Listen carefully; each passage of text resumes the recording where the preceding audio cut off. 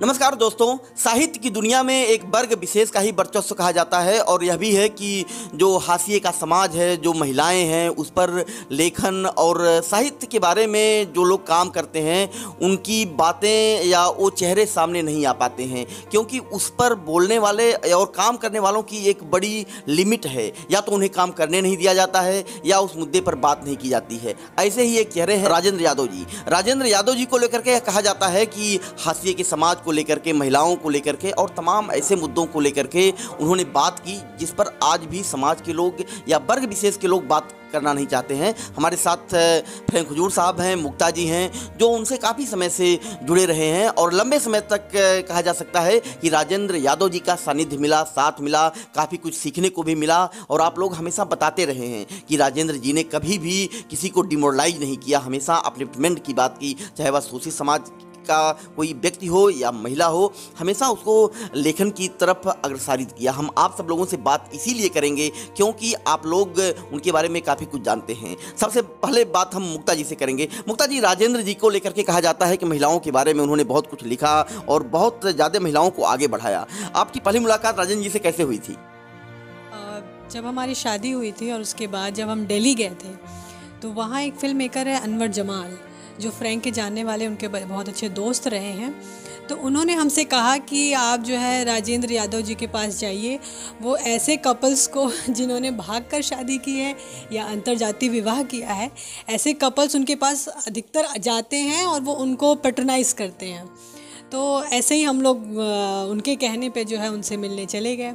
तो जब हम पहली बार मिले तो उनका इम्प्रेशन जो था मेरे पे बहुत ही मतलब ख़राब टाइप का था, क्योंकि उनके पास मिलने वाले लोग बहुत आते थे और वो दो तरह का चश्मा पहनते थे, काला भी और सफ़ेद भी। तो वो हर दूसरे मिनट तीसरे मिनट पे जो है अपना वो चश्मा बदलते थे। तो वो मुझे समझ ही नहीं आई बात कि वो क्यों बदले। अच्छा, हम जिस काम से भी गए थे उस काम के ऊपर उन्होंने उतना ज़्यादा ध्यान नहीं दिया। और फिर हम लोग यूं ही मिल के बाहर निकल आए और फिर बाहर निकल कर मैंने बोला, अरे सब कहते हैं इतने बड़े आदमी, इतने बड़े हैं, क्या इतना छोटा सा दफ्तर है और टूटी फूटी मतलब किताबों की शेल्फ ऐसे टूटी फूटी बिखराव है, क्या इक्का, मुझे नहीं लगता ये बड़े आदमी हैं ऐसे करके। तो ऐसा पहला, और ये क्या है मिनट मिनट पे चश्मा बदलना। जबकि मुझे बाद में पता चला कि उनको पास से भी कम दिखाई देता था और दूर से भी कम दिखाई देता था। तो जैसी वो सिचुएशन होती थी, जब पढ़ना होता था तो वो दूसरा चश्मा पहनते थे और जब लोगों से मिलते थे तब वो दूसरा चश्मा पहनते थे। इसीलिए वो चश्मे बदलते थे, जो मुझे बाद में समझ आया जब मैं उनके बहुत ही करीब हुई तब। तो इसके बाद फिर दोबारा कैसी मुलाकात हुई?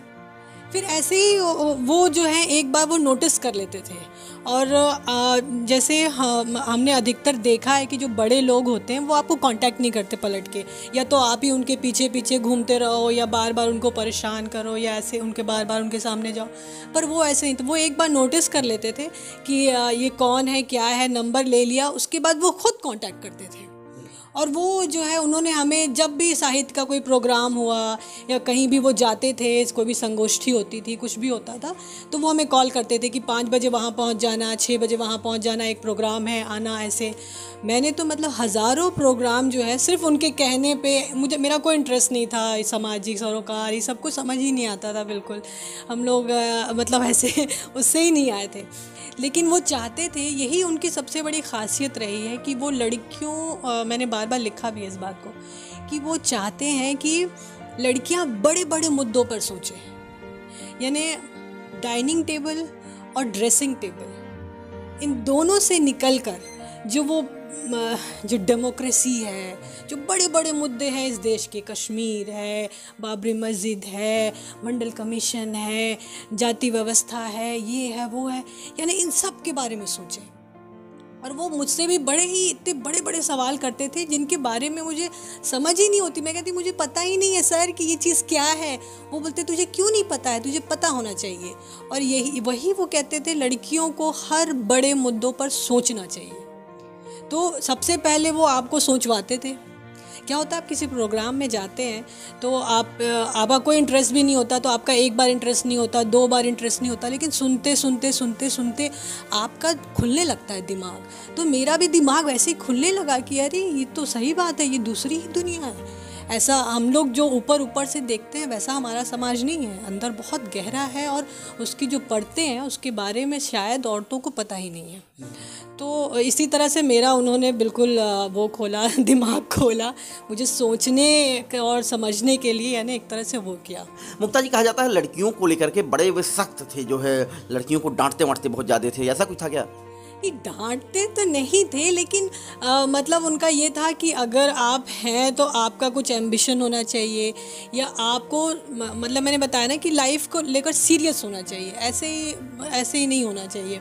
तो उन डांटते तो नहीं, लेकिन लेखन को लेके वो बहुत स्ट्रिक्ट थे कि मतलब राइटिंग अच्छी होनी चाहिए। आपको अगर लिखना है तो आपको, अगर एक किताब लिखनी है, एक कहानी लिखनी है, तो आपको 100 किताबें पढ़नी है, आपको 1000 कहानियाँ आपको पढ़नी है, तब जाके आप एक कहानी लिख पाओगे। तो इस मामले में बहुत सख्त थे।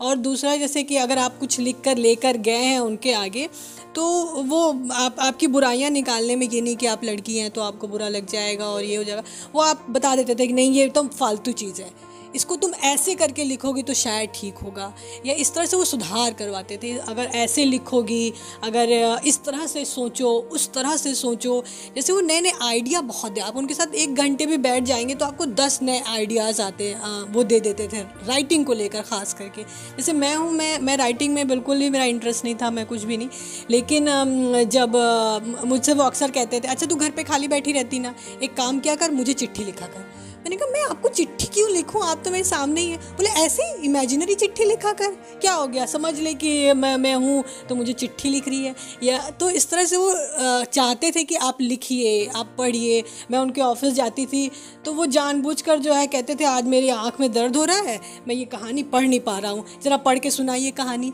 तो संडे के दिन वो जितने भी न्यूज़पेपर होते थे, उनका जो बीच का पेज एडिटोरियल होता है, विचार होता है, हाँ विचार होता है, वो सारे वो अलग कर लेते थे और सारा पढ़ते थे। और अंग्रेज़ी का वो फ्रैंक से पढ़वाते थे और हिंदी का वो मेरे से पढ़वाते थे। तो वो उनका वो पढ़ तो खुद भी सकते थे, लेकिन उनका पढ़वाने का मकसद ये था कि हम भी पढ़ें, हम भी उस एडिटोरियल को समझें और हम जाने कि एक्चुअली में अखबार जो होता है वो फ्रंट पेज पे नहीं होता है, अखबार बीच के पेज में होता है। अच्छा मुक्ता जी, वाकई में लोग कहते भी रहे हैं कि राजेंद्र जी एक संस्थान थे, हैं, और महिलाओं के लिए, हाशिए के समाज के लिए भी संस्थान थे। महिलाओं को लेकर के कौन कौन सी किताबें उन्होंने लिखी हैं, कुछ और अगर आप बताना चाहें?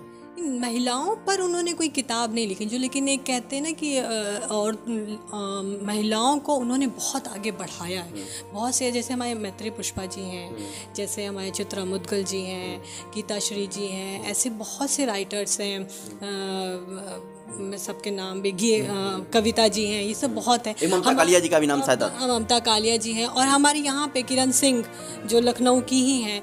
तो ऐसे बहुत से राइटर्स को उन्होंने आगे बढ़ाया है। वो खुद उनके लिए नहीं लिखते या उन्होंने, लेकिन नारी विमर्श को जो है उन्होंने बहुत, जब उन्होंने कहा कि नारी को अपने देह से मुक्त होना चाहिए, यानी देह से मुक्त नहीं, आप अगर आपसे कोई टच कर जा रहा है तो आप क्यों गिल्टी फील करते हैं, ये तो शरीर है ना, बस कुछ नहीं है, आप इतना ज़्यादा उसको लेके ऑब्सेस्ड क्यों है ना। उससे देह से अपने मुक्ति पाएंगे, तभी आप दूसरी चीज़ें सोचेंगे, और आपको वही सोचना है ना, अपनी लाइफ के बारे में, समाज के बारे में, देश के बारे में। जब आप ये सोचना शुरू करेंगे तभी आप आगे बढ़ेंगे।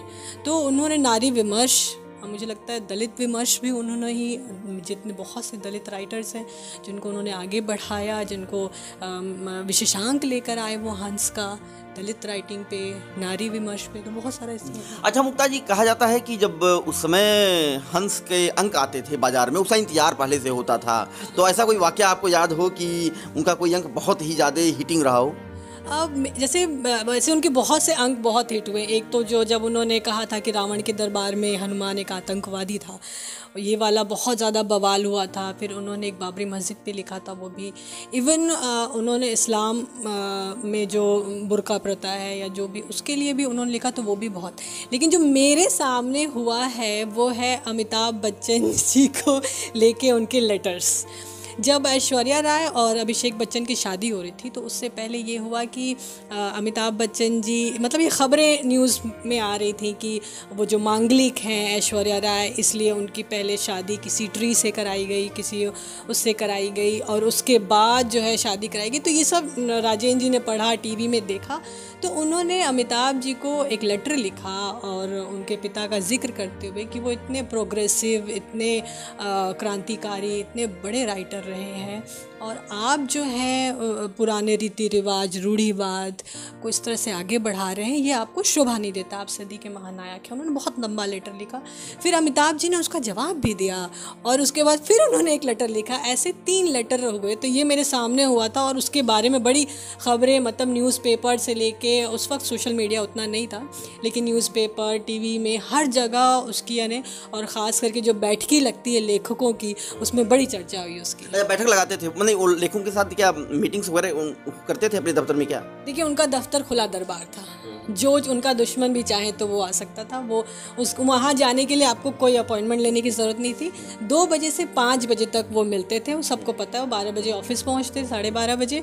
फिर वो 2 घंटा हंस का काम करते थे, हंस की कहानियाँ पढ़ना और जो भी लेटर पढ़ना, उनके जवाब देना और जो भी ऑफिस का काम होता वो करते थे। फिर 2 बजे से लेके 2 बजे वो खाना खाते थे और खाना खाते समय जो भी उनके सामने हो, जो भी, भले वो पहली बार मिला हो या कोई भी मिला, वो उसको खाना ज़रूर ऑफ़र करते थे। वो 2 रोटी लेकर आते थे, बिल्कुल छोटी छोटी, उसमें से 1 रोटी खुद खाते थे और फिर 1 रोटी के उतने टुकड़े होते थे जितने लोग वहाँ बैठे हों, लेकिन सब उनके टिफ़िन से एक निवाला ज़रूर खाते थे। गुप्ता जी, आप बने रहिए और तब तक हम फ्रैंक साहब को परेशान कर लें। फ्रैंक साहब, बताइए कि आप आज के समय में और तब के समय में जो एक तरीके से साहित्य की दुनिया थी और उसमें राजेंद्र साहब का एक वजूद था, उसको किस रूप में देख रहे हैं? देखिए, मेरी पहली जो मुलाकात है वो 1999 में हुई उनसे, और तब मैं दिल्ली यूनिवर्सिटी में हिंदू कॉलेज में एक दौर में, ठीक 1 साल पहले Hitler in love with Madonna, मेरा एक अंग्रेज़ी में नाटक था, जो पहला नाटक है मेरी ज़िंदगी का, उसको लिखा था। और सिचुएशन ऐसी डेवलप हुई कि रिहर्सल में ही उस नाटक को डिसमेंटल किया गया। कंट्रोवर्शियली जो है उसको स्टेज नहीं होने दिया गया, बैन कर दिया गया। बीजेपी की गवर्नमेंट थी, आडवाणी साहब होम मिनिस्टर थे। तो वो जो चर्चा हुई अखबारों में काफ़ी ज़्यादा उस नाटक को लेके, इसलिए कि उसमें एक एक्ट में सेकुलरिज्म वर्सेस कम्युनलिज्म को हमने जो है प्रेजेंट किया है, और जो कैरेक्टर्स हैं वो लाल हरी आडवाणी को रिप्रेजेंट करते हैं और लाल बिहारी लालू जी को।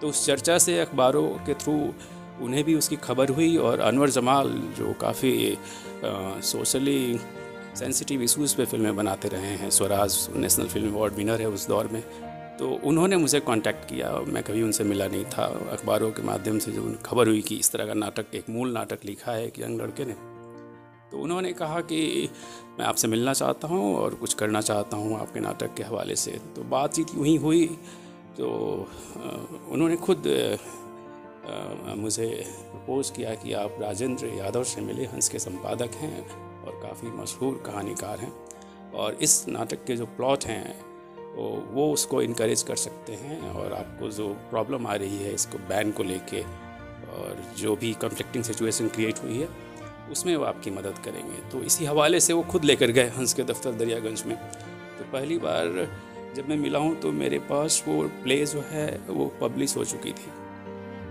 दोस्तों ने उसको पब्लिश करा दिया था। तो मैंने उनको प्रेजेंट किया, तो उसके फ़ॉन्ट बहुत छोटे थे। तो उन्होंने देखते हुए कहा कि बहुत छोटे फ़ॉन्ट हैं इसके, बहुत दिक्कत होगी मुझे पढ़ने में, लेकिन मैं रख लेता हूँ, अच्छी सोच है तुम्हारी, तुमने अटेम्प्ट किया है, मैं इसका फीडबैक बाद में दूंगा।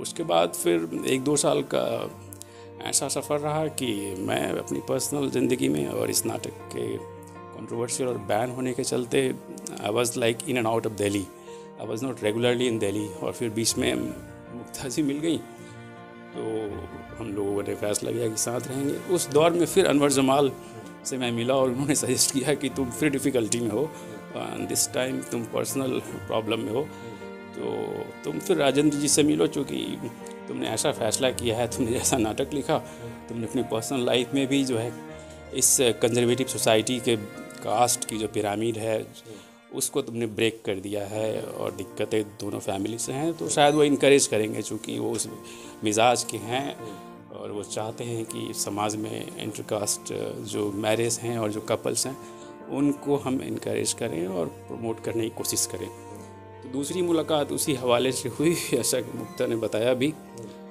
और ये सिलसिला चल पड़ा। हम दोनों जब भी फुर्सत होता तो उनसे मिलने लगे और मैं उनको पढ़ने भी लगा।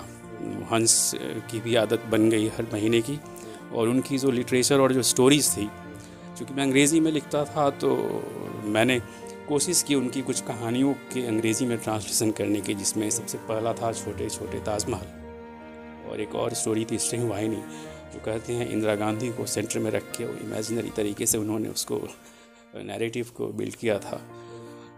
तो उन्हें अच्छा लगता था कि मैं अंग्रेज़ी में करने की कोशिश कर रहा हूँ, और पढ़ते पढ़ते बहुत ज़्यादा इंस्पिरेशनल तरीके से मैं उनसे जुड़ता चला गया, और वो गाइडेंस भी करने लगे। बहुत ज़्यादा उन्होंने मुझे प्रॉपर गाइडेंस दिए, और सेलेक्टिवली रीडिंग के लिए भी उन्होंने इनकरेज किया कि ये सोशल जस्टिस को लेकर के राजेंद्र जी की क्या थ्योरी थी, आप कुछ बताएंगे? देखिए, हंस जो पत्रिका है प्रेमचंद की वो विरासत थी, उन्होंने उसको 1986 में रिवाइव किया। और हंस जान ही जाती है स्त्री और दलित विमर्श उसकी कैच लाइन है, लेकिन पूरी जो साहित्य की उनकी जो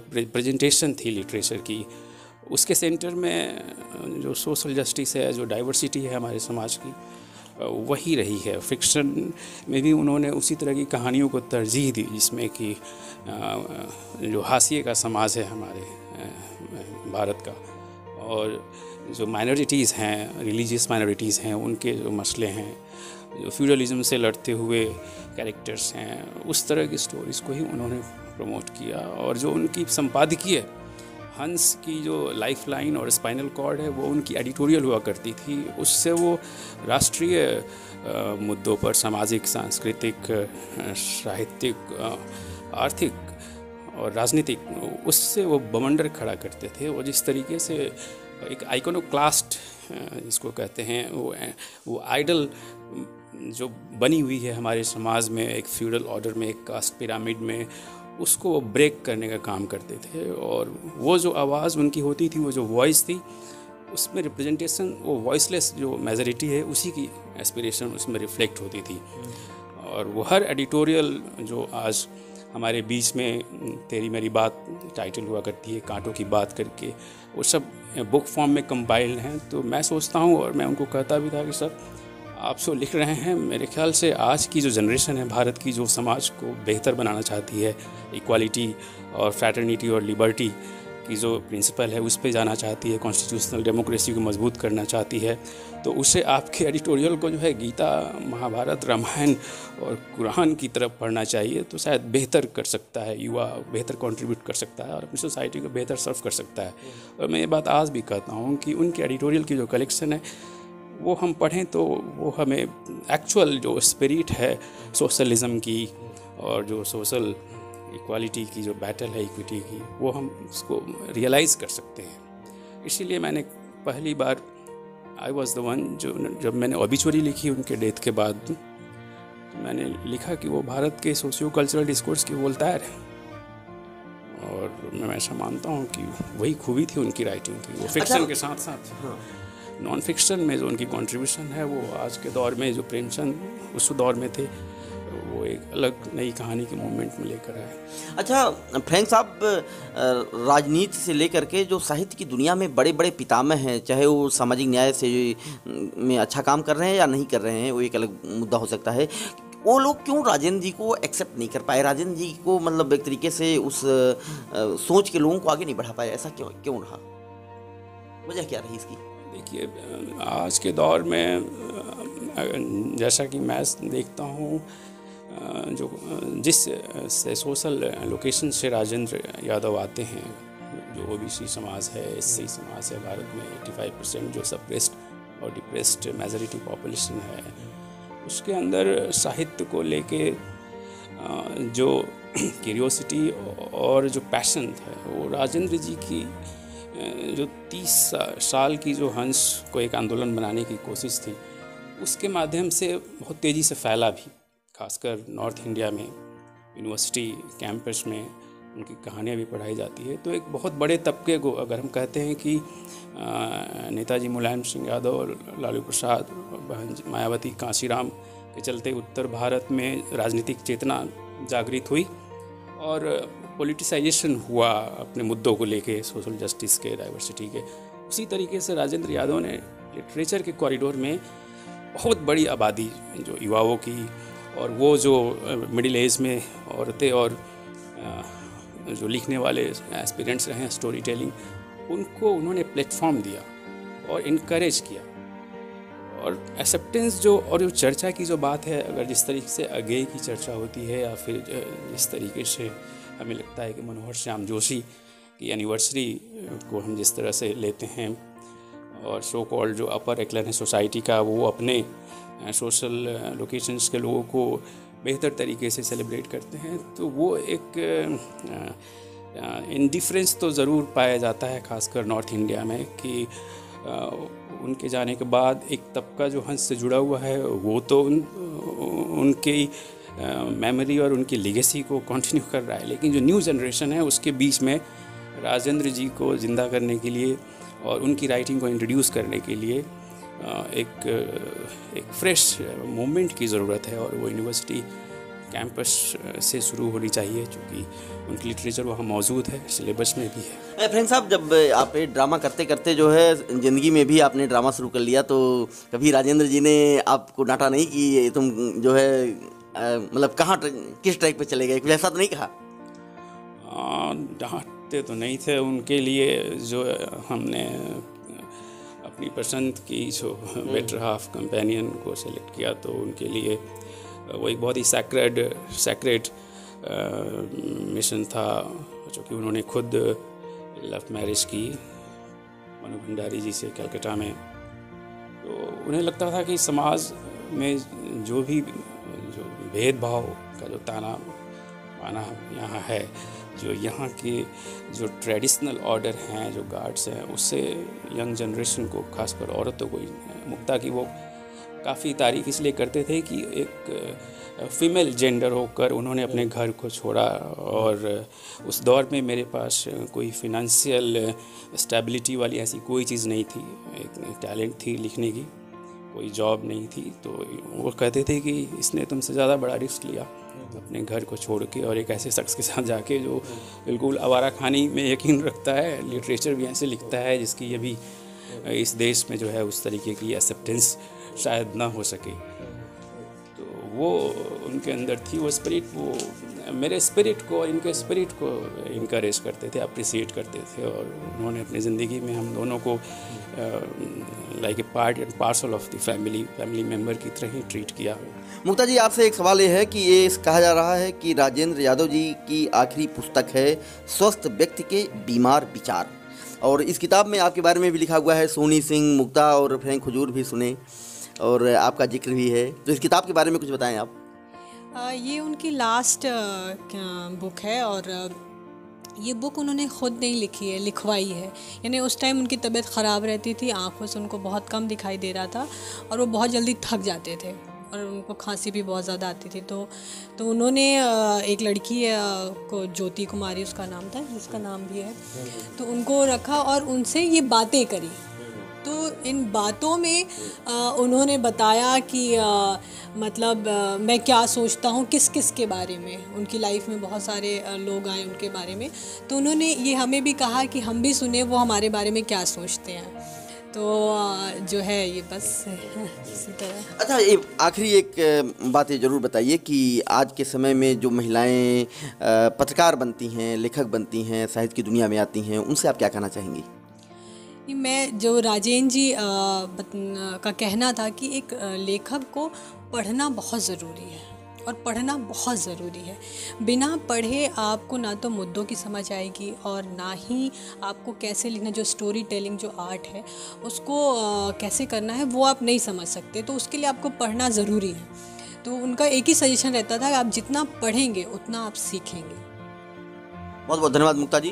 तो आप मुक्ता जी का भी बहुत बहुत धन्यवाद, और फ्रैंक हुजूर साहब का भी बहुत बहुत धन्यवाद। और ये किताब है, आखिरी किताब जो राजेंद्र साहब की है, और परिनिर्वाण दिवस पर राजेंद्र यादव जी के परिनिर्वाण दिवस पर हम एपिसोड एक दिन बाद लेकर के आ रहे हैं, लेकिन हम काफ़ी कुछ आपको लोगों को बताने की भी कोशिश करेंगे कि किस तरीके से राजेंद्र जी का जीवन खुली किताब की तरह था, उनका कार्यालय खुले दफ्तर की तरह था, उनका दुश्मन भी जा करके उनसे बातचीत करता था। वैचारिक मतभेद अपनी जगह हैं, लेकिन वह उनसे शामिल हो सकता था। महिलाओं के लिए तो खुली छूट थी, वह जैसा भी लिख पाएँ, जैसा भी पढ़ पाएँ, उनसे साझा करें, उनसे उन मुद्दों पर बात करें। ये बातें यहाँ ही नहीं बल्कि पूरा देश जानता है और राजेंद्र जी को पूरा देश भी नमन करता है। सबसे बड़ी बात है कि ऐसे साहित्यकार और ऐसे पत्रकार के बारे में जिसे कहा जा सकता है कि हमारा समाज, हमारा देश उस मुकाम पर तवज्जो नहीं दे पाता है, उनका सम्मान नहीं कर पाता है, ये हमारी और आपकी कमी हो सकती है, लेकिन ऐसे महापुरुष को हम सभी लोग मिलकर नमन करते हैं। फर्क इंडिया के लिए कैमरामैन नदीम के साथ अखिलेश कृष्ण मोहन।